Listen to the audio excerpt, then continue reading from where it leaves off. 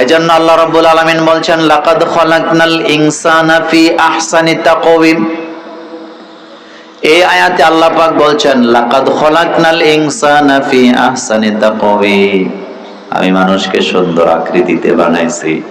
সুন্দর আকৃতিতে বলতে এই দেহের ভিতরে যেইভাবে যে অংশগুলো আল্লাহ এক একটা করে সন্নিবেশিত করেছেন অথবা ডিজাইন করেছেন, উপরটাকে চামড়া দিয়া লেপে দিয়ে এত সুন্দর একটা দেহ গঠন করে দিয়েছেন কে? কিন্তু আরেক আয়াতে তো আল্লাহ পাক বলছেন খলিকাল ইনসানু দাঈফা, আমি মানুষ বানাইছি দুর্বল করে। আপনাদের কাছে জানতে চাই, মানুষ কি সবল না দুর্বল? গরম লাগলেও সহ্য করতে পারে না, ঠান্ডা লাগলেও সহ্য করতে পারে না। এই দেহটাকে দুর্বল আকৃতি দিয়া বানিয়েছেন কে?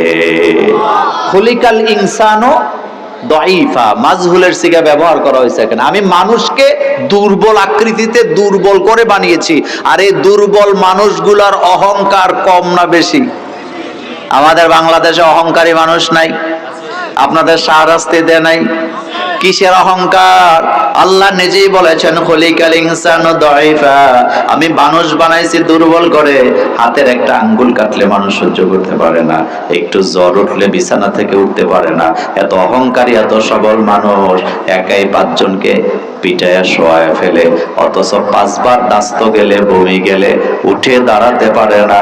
এমন অহংকারী আছে না? না, আপনি অনেক শক্তিশালী মানুষ, কিন্তু আল্লাহ বলতেছেন খলিকাল ইনসানু দাঈফা। আপনি মনে করতেছেন আপনার যৌবনের শক্তি, রক্তের গরমের অভাব নাই, কিন্তু আল্লাহ যদি আপনাকে 5 বার পাতলা পায়খানা দেয়, আপনি কি আর দাঁড়ায় থাকেন না বসে থাকেন? আপনি শুইয়া যান, আপনি আর দাঁড়াইতে পারেন না। আপনাকে ওর স্যালাইন খাওয়াইয়া ভিতরে লবণ ঢুকাইয়া তারপরে দাঁড়া করানো লাগে। এরকমের অহংকারী শক্তিশালী লোক আমাদের দেশে আছে না নাই?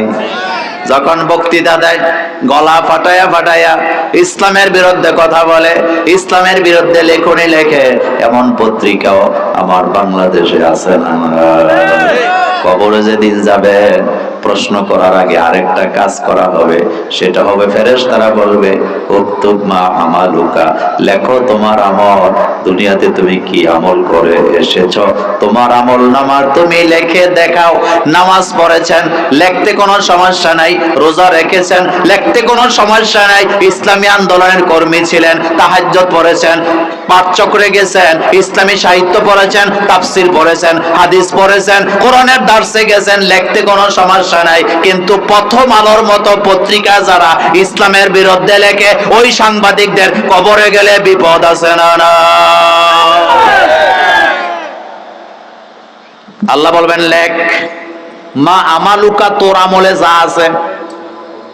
সেদিন লিখতে চাইবে না, কারণ ধরা পড়ে যাবে। লেখলে মনে মনে ভাববে টুপির বিরুদ্ধে, পাঞ্জাবির বিরুদ্ধে, বিশ্বনবীর বিরুদ্ধে কত কথা বলেছিলাম, নামাজ তো পড়ি নাই, ইসলামের পক্ষেও তো কোনো কাজ করি নাই।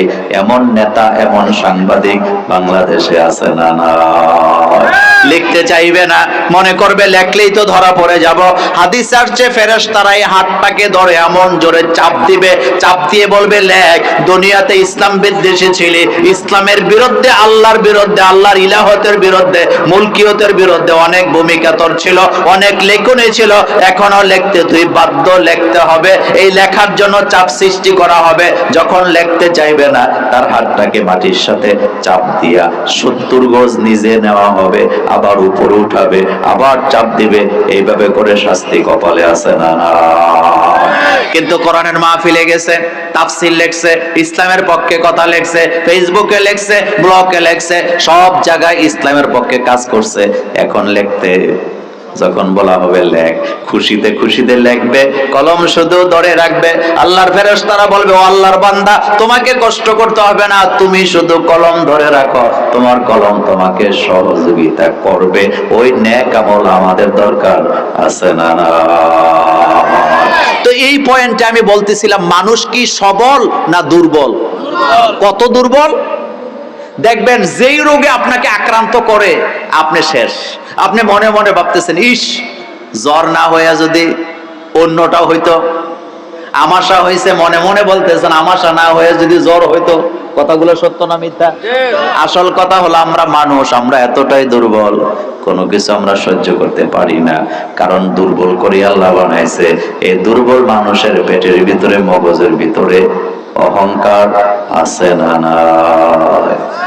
এলমের অহংকার, বক্তৃতার অহংকার, বাসার অহংকার, সম্পদের অহংকার, মগজের অহংকার, ব্রেনের অহংকার, সন্তান সন্ততির অহংকার, জমি জমার অহংকার, দোকানের অহংকার, গরু বাছুরের অহংকার, সুন্দরী রানীর অহংকার, সুন্দর কণ্ঠের অহংকার।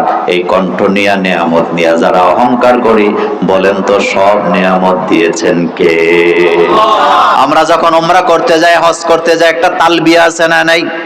লাব্বাইক আল্লাহুম্মা লাব্বাইক, বলেন লাব্বাইক। পড়তে ইচ্ছা করে না? বলেন লাব্বাইক আল্লাহুম্মা লাব্বাইক, লাব্বাইক লা শারীকা লাকা লাব্বাইক, ইন্নাল হামদা ওয়ান নি'মাতা লাকা ওয়াল মুলক লা শারীকা লাক।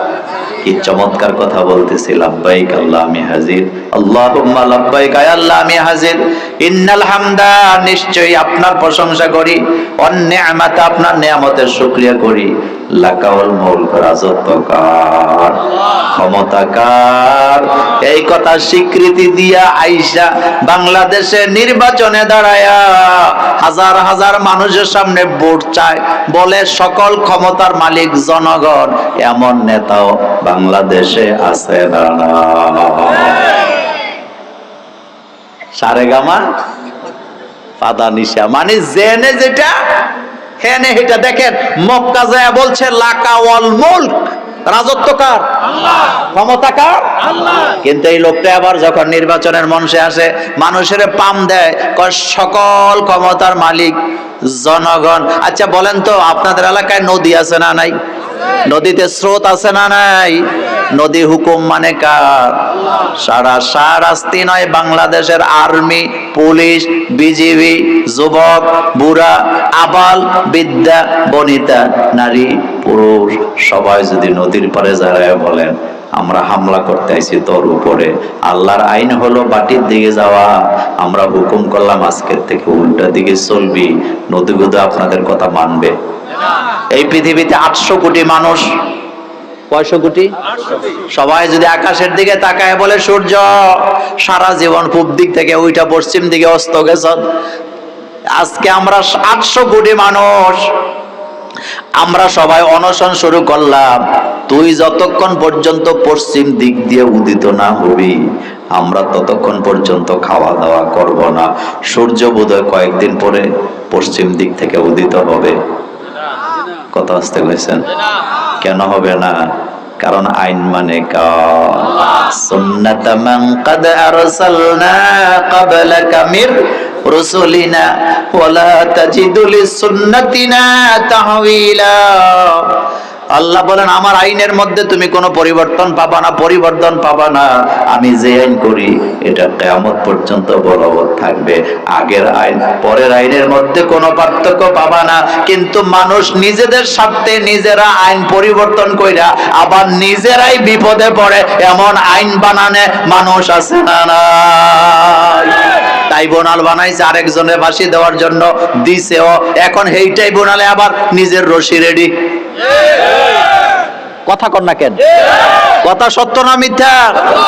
আইন করছে যিনি, বিপদে পড়ছে তিনি। কবি কি সুন্দর করে বলতেছেন, বাড়ির পেছনে করছে গর্ত, পইরা মরতে ভাই, সেই গর্তে পইরা মরছে, নিজের দোয়া গাই। ভাষা কি বুঝেন? মানে বাইটা মারার জন্য একটা গর্ত করছে রাস্তার পাশে, মনে মনে ভাবছে বাইটা যাতে পইরা মরে যায়, সম্পদ আমার, সম্পদ আমার।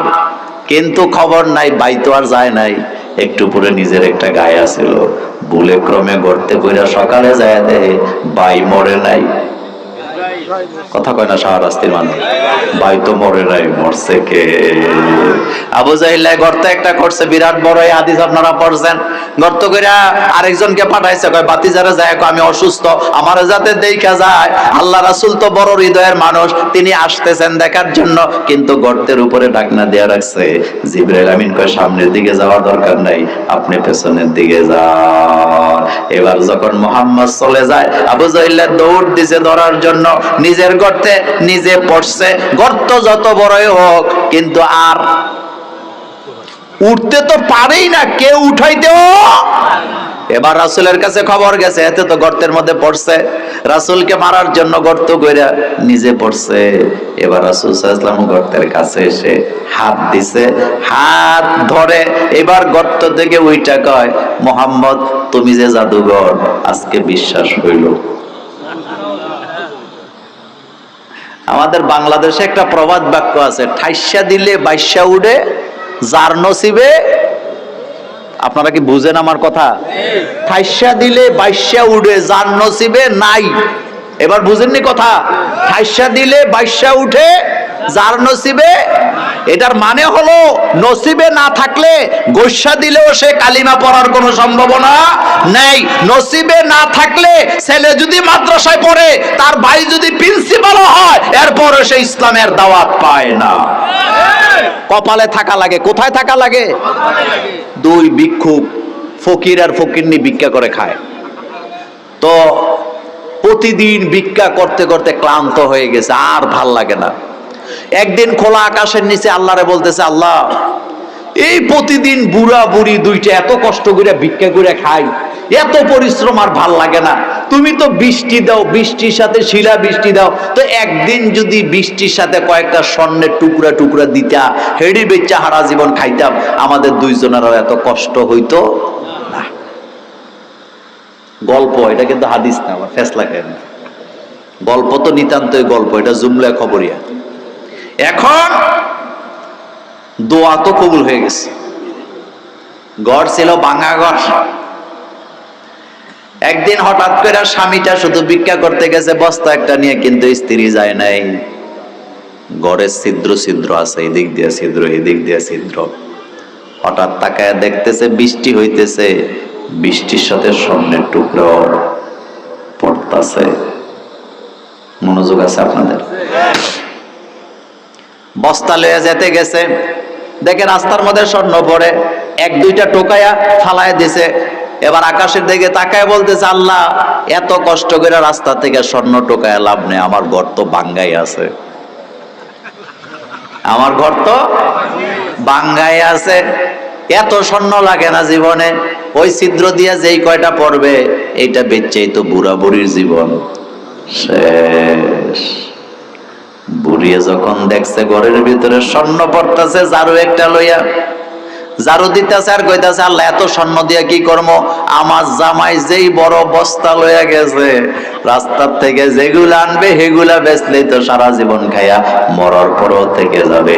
এই ঘরের টুকরা টুকরা স্বর্ণের কোনো দরকার নাই। জামাইও টোকায় নাই, বউ ঝাড়ু দিয়ে ফালা দিছে, এখন পাইছে কয়টা? জামাই আইসা কয় স্বর্ণ কই? কই তোমার বস্তা কই? জামাই কয় আমি তো এই চিন্তা করছি। বউকে আমিও তো এই চিন্তা করছি। এবার আফসোস করে বলতেছে, ঠাইসা দিলে বাইশা উঠে, যার নসিবে নাই। ইসলাম কপাল লাগে, নামাজ পড়তে কপাল লাগে, ইসলামী আন্দোলন করতে কপাল লাগে, হক কথা বলতে কপাল লাগে। সবার কপালে ঝুটে না, কারণ এটার ক্ষমতা কার। এত অন্যায়, এত অবিচার হয় দেশে, অথচ বিরাট বড় মসজিদের খতিব মুখ খুলে না, কথা বলে না। এমন খতিব আমাদের শাহরাস্তিতে নেই।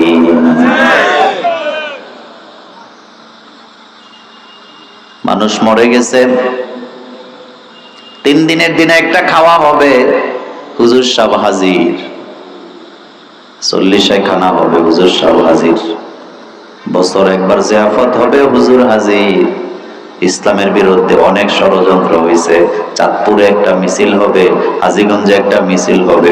হুজুরে বললে কয় আমি তো এসবে নাই। এমন খতিব আমাদের শাহরাস্তি না। কথা বলবো? কথা কি বলবো?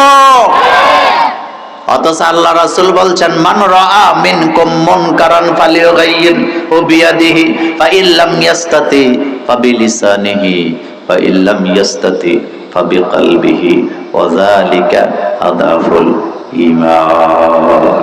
যদি দেখো অন্যায় হয়েছে, হাত দিয়া বাধা দিবা, মানে থাপ্পড় দিয়া ঠান্ডা করে দিবা। যদি সেই ক্ষমতা না থাকে, মুখ দিয়া বাধা দিবা। আমরা যারা ওয়াইজ, আমরা যারা খতিব, আমরা হাত দিয়া বাধা দিতে পারবো না, মানায় না, কিন্তু মুখ দিয়া প্রতিবাদ করার দরকার আছে না? চিল্লায় বলো, আছে না নাই? জবানটা তো কাজে লাগাইতে পারো, এটাও লাগায় না দালাল।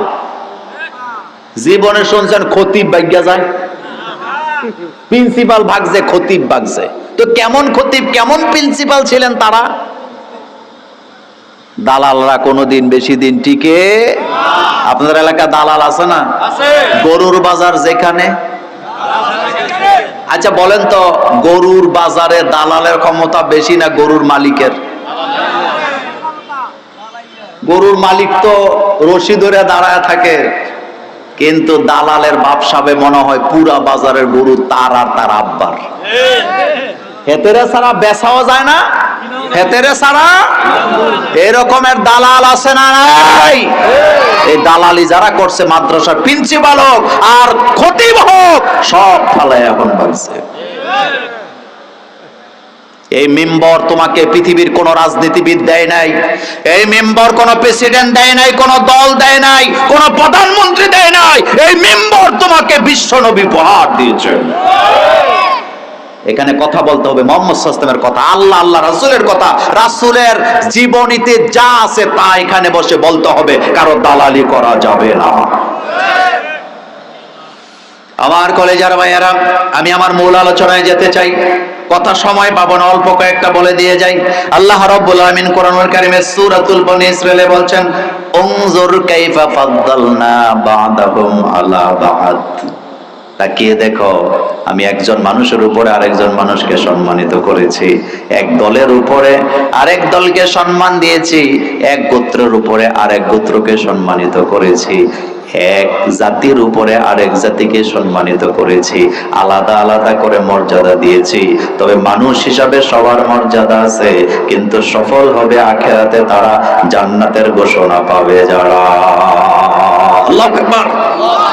আলাদা আলাদা করে মর্যাদা দিয়েছেন কে? সব দলের মর্যাদা একরকম না। কথার মধ্যে রাজনীতি খুঁজেন না, আগে কথাটা বোঝার চেষ্টা করেন। সব দলের মর্যাদা এক নয়, সব গোত্রের মর্যাদাও এক নয়, সব মানুষের মর্যাদাও এক নয়। আলাদা আলাদা করে মর্যাদা দিয়ে রেখেছেন কে? ফাদ্দালনা বা'দাহুম আলা বা'দ। হীনমন্যতার কোনো কারণ নাই। বনি আদম সন্তান হিসাবে আমাদের মর্যাদা আলাদা আছে না নাই? আল্লাহ বলছেন, কাদ কাররামনা বানি আদম। আল্লাহ বলেন, কাদ কাররামনা বানি আদম, আমি বনি আদমকে সম্মানিত করেছি। আর আদম সন্তানের মধ্যে শ্রেষ্ঠ সন্তান হলো যারা আমার উপরে ঈমান আনে। আমার বাংলাদেশের কিছু কিছু নেতারা যখন বক্তৃতা দিতে আসে, ময়দানে দাঁড়ায় বলে সনাতন ধর্ম নাকি হিন্দু ধর্ম। সনাতন ধর্ম যারা হিন্দু ধর্ম বলে, তাদের জ্ঞান নাই, তারা মূর্খ। কারণ প্রথম মানুষ আদম আলাইহিস সালাম, তিনি তো হিন্দু ধর্মের ছিলেন না, তিনি তো মুসলমানই ছিলেন। তিনি কি ছিলেন? চিল্লায় বলো, তিনি কি ছিলেন? আরেকটা কথা বলে দিয়ে যে আমার কলিজার ভাইয়েরা, আপনাদের কাছে জানতে চাই, যোগে যোগে সন্ত্রাসী করছে মুসলমানেরা না কাফেরেরা? আরো জোরে বলেন। আচ্ছা, আপনার কাছে আমি জানতে চাই, হযরত ইব্রাহিম আলাইহিস সালাম সন্ত্রাস ছিল নাকি নমরুদের সন্ত্রাস ছিল? হযরত মুসা আলাইহিস সালাম সন্ত্রাস ছিল নাকি ফেরাউনের সন্ত্রাস ছিল? আবু জাহল সন্ত্রাস ছিল না আবু বকর সিদ্দিক সন্ত্রাস ছিল? যোগে যোগে যোগে যোগে ইসলাম ওয়ালাদেরকে তারা আসামি বানাইছে। মূলত সন্ত্রাস ছিল নমরুদ্দায়, কিন্তু আসামি বানাইছে ইব্রাহিম আলাইহিস সালামকে। সন্ত্রাস ছিল ফেরাউনের, আসামি বানাইছে মুসাকে। সন্ত্রাস ছিল আবু লাহাব, আসামি বানাইছে বেলালকে। কথা ঠিক কি না? বর্তমান বাংলাদেশে আমরা অতীতে 16টা বছর দেখেছি, সন্ত্রাসী করে যারা আসামি হয় না, তারা আলেম ওলামাদেরকে তারা আসামি বানাইছে।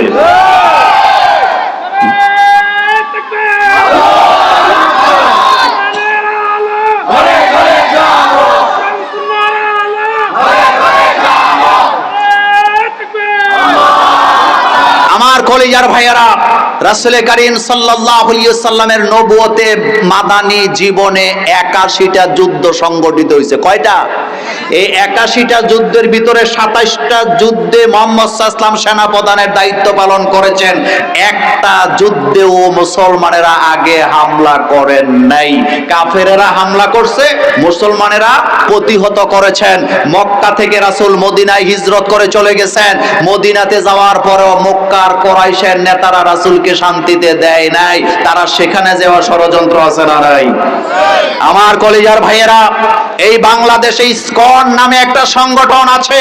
তারা বাংলাদেশের সংগঠন এতদিন চালাইছে, আমাদের কোনো আপত্তি ছিল না।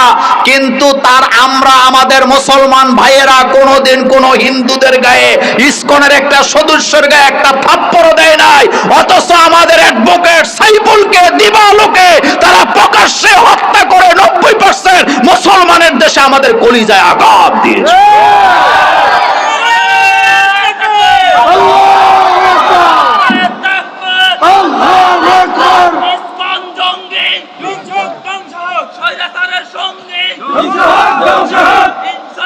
আমার কলিজার ভাইয়েরা, যে ইসকনের সদস্যরা আমার ভাই সাইফুলকে ধরে নিয়ে হত্যা করেছেন, আপনারা আশ্চর্য হবেন, এত বয়স কম, তার একটা বাচ্চার বয়স 2 বছর, আর একটা বাচ্চা 4 মাসের পেটে। তাকে দিবালোকে 90% মুসলমানের দেশে উগ্রবাদী হিন্দুরা ধরে নিয়ে হত্যা করে। তারা আমাদেরকে খোঁচা মেরে বুঝাইতে চায়, তারা আমাদের গায়ে পড়ে ঝগড়া লাগাতে চায়। ও ইজা খাতাবাহুমুল জাহিলুনা ক্বালু সালামা।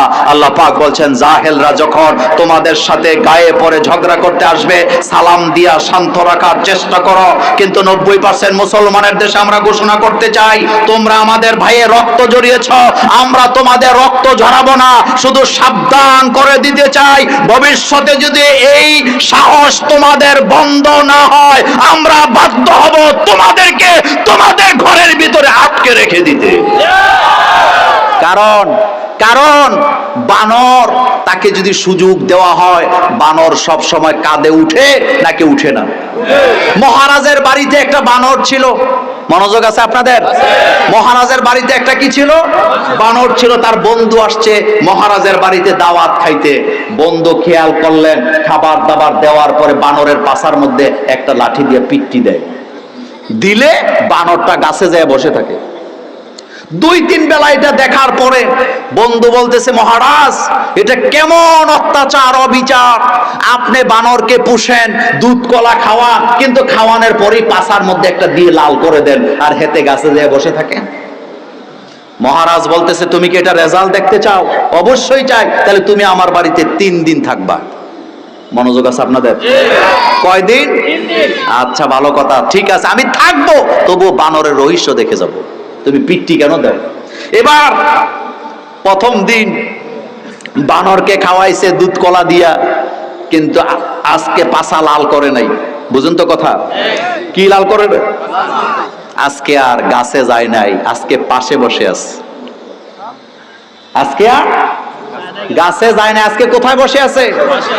দ্বিতীয় দিন আবার দুধ কলা খাওয়াই, আজকেও পাছা লাল করে নাই, আজকে মহারাজের কোলের উপরে বসে আছে। মনোযোগ আছে? গতকালকে কোথায় ছিল?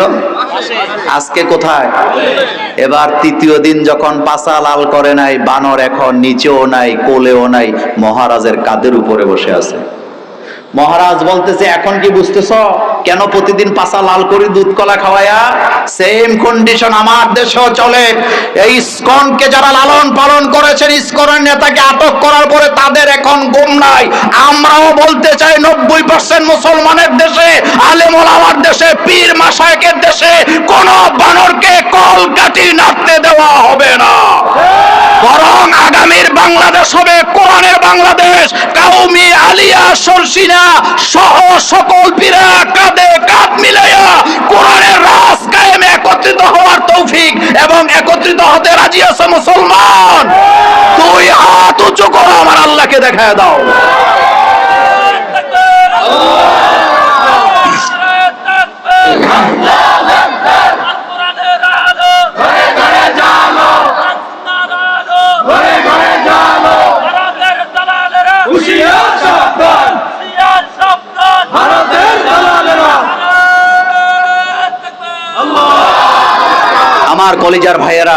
কথা তো বলতে মনই চায়, কিন্তু আমাকে যেতে হবে। আমি এভাবেই দাওয়াতটা নিয়েছিলাম। ইনশাল্লাহ আবারও দেখা হবে অন্য কোনো দিন, অন্য কোনো মাঠে, অন্য কোনো বিষয় নিয়ে। সে পর্যন্ত আল্লাহ পাক আপনাদের সকলকে ভালো রাখুক। আসসালামু আলাইকুম ওয়া রাহমাতুল্লাহি ওয়া বারাকাতুহু। আমি লম্বা সফর, আমি ব্রাহ্মণবাড়িয়াতে যাব এখন, নতুবা আরো আলোচনা